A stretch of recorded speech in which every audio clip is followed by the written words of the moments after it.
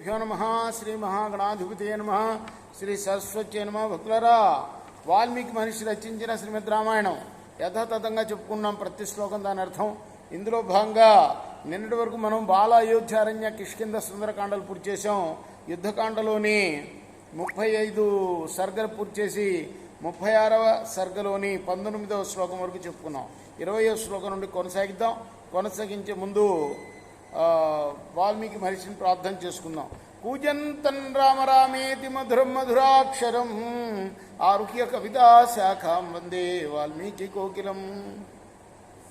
రాక్షసంతు విరూపాక్షం మహావీర్య పరాక్రమం మధ్యమే స్థాపయద్ గుల్మే బహుభిః సహ రాక్షసై.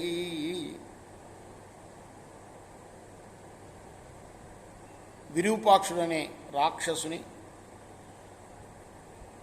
రావణాసురుడు సేన మధ్య భాగంలో నిలిపాడు.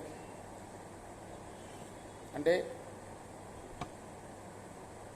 రావణాసురుడు ఎవరిని తూర్పు ద్వారం దగ్గర, ఎవరిని పశ్చిమ ద్వారం దగ్గర నిలిపాడు అనేది మనం నిన్న చదువుకున్నాం. ఇప్పుడు మధ్యలో ఎవరినైతే విరూపాక్షుణ్ణి నిలిపాడు. ఏవం విధానం లంకాయాం కృత్వా రాక్షస పుంగవ కృతకృత్యం వివాత్మానం అభ్యతే కాలచోద్య. ఈ విధంగా ఏర్పాట్లు చేసి వినాశకాలం దాపరించడం వల్ల అయిపోయింది, నేనే గెలిచేశాను అని భావించాట. కృతకృత్యుడైనట్టుగా భావించాడు. విసర్జయామాస తతః సమంత్రిణో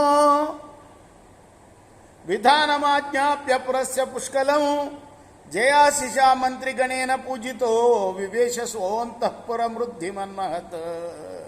ఈ విధంగా నగర రక్షణకు పూర్తిగా ఏర్పాట్లు చేసి మంత్రులు వెళ్ళడానికి అనుమతి ఇచ్చి ఆ మంత్రులందరూ జయాశీర్వాదాలు చేసి వెళ్ళిపోయిన తర్వాత అంతఃపురంలో ప్రవేశించాడు రావణాసుడు. నర వానర రాజానౌ సతువాయు సుతః కపిః జాంబవాన్ వృక్షరాజస్య రాక్షసస్య భీష్ణః అంగదో వాలిపుత్రస్య సౌమిత్ర సర్భ కపి సుషేణః సదాయాదో మైందో ద్విధ ఏవ చ గజో గవాక్ష కుముదో నలోధా పనసస్థథ అమిత్ర విషయం ప్రాప్త సమవేత సమర్థని. ఇవన్నీ కూడా పేర్లే, అందుకోసం చక్కచక్క చదివాను.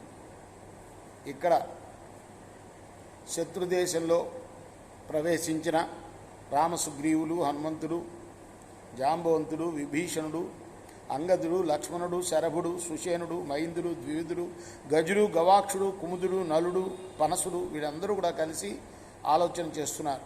ఇయం సా లక్ష్యతే లంకా పురీ రావణ పాలిత సాసురోరగ గంధర్వైర్ అమరైరపి దుర్జయ. రావణుడి చేత పాలింపబడుతున్న ఈ లంక అసురులచే గాని, ఉరగులచే గాని, గంధర్వుల చేత గాని, దేవతల చేత గాని జయింప శక్యము కాదు. అలానే కనపడుతున్నది ఈ లంక. కార్యసిద్ధిం పురస్కృత్య మంత్రయధ్వం వివర్ణయే నిత్యం సన్నిహితో యత్ర రావణో రాక్షసాధిప. ఈ రావణుడు నిత్యం కూడా ఈ నగరంలోనే ఉంటాడు. అంచేత మనం తలపెట్టిన కార్యం ఎలా సిద్ధిస్తుందో మనం ఆలోచించాలి, మంత్రాంగం చేయాలి. అధతేషు బ్రువాణేషు రావణో వరజో బ్రవీత్ వాక్యమగ్రామ్య పదవత్ పుష్కలార్థం విభీషణ.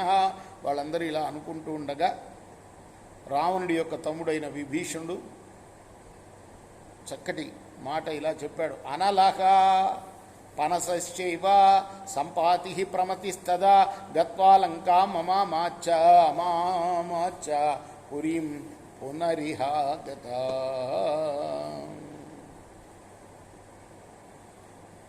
నా మంత్రులైన అనలుడు, పనసుడు, సంపాతి, ప్రమతి లంకకు వెళ్ళి వచ్చారు. భూత్వా శకునయ సర్వే ప్రవిష్టాశ్చరిపోర్బలం విధానం విహితం యచ్చ తద్దృష్ట్వా సముపస్థిత. వాళ్ళందరూ కూడాను పక్షి రూపాలు ధరించి శత్రు సైన్యంలో ప్రవేశించి శత్రువులు చేసుకున్న ఏర్పాట్లన్నీ కూడా చూచి వచ్చారు.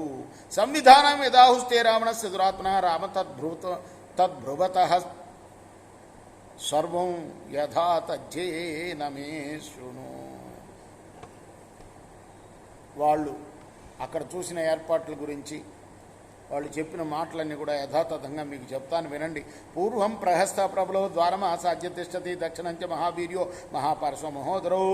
ప్రహస్తుడేమో తూర్పు ద్వారం వద్ద, మహాపార్శ్వ మహోదరులు దక్షిణ ద్వారం వద్ద, ఇంద్రత్ జిత్ పశ్చిమం ద్వారం రాక్షసైర్బహుభివృతి పట్టిశాసిధం ఉష్మిద్భి సూరముద్గరపాణ్య నానాపర్ణై సూరై ఆవృతో రావణాత్మజ. రావణ కుమారుడైన ఇంద్రజిత్తు ఆయన చాలామంది రాక్షసులతో, అనేక విధాలైన ఆయుధాలు ధరించిన సూర్యులతో పశ్చిమ ద్వారంలో ఉన్నాడు. రాక్షసానం సహస్రైస్తూ బహుభి శస్త్రపాణివి యుక్త పరమ సంవిఘ్నో రాక్షస సామంత్రజిత్ ఉత్తరం నగరద్వారం రావణ స్వయమాస్థిత. ఇక రావణుడు వేలకొలది రాక్షసులతో కూడి ఉత్తర ద్వారం దగ్గర ఉన్నాడు. అయితే రావణాసురుడు ఇతరులు కూడా దిగులు చెందే ఉన్నారు అని చెప్పాడు. ఎవరు? విభీషణుడు మిగతా వాళ్ళతోటి. తను గూఢచారులను పంపించినట్టు వాళ్ళు పక్షి రూపాల్లో వెళ్ళి అక్కడికి వదిలి చూసి వచ్చిన విషయం అంతా కూడా చెప్పాడు. కృష్ణార్పణమస్తు.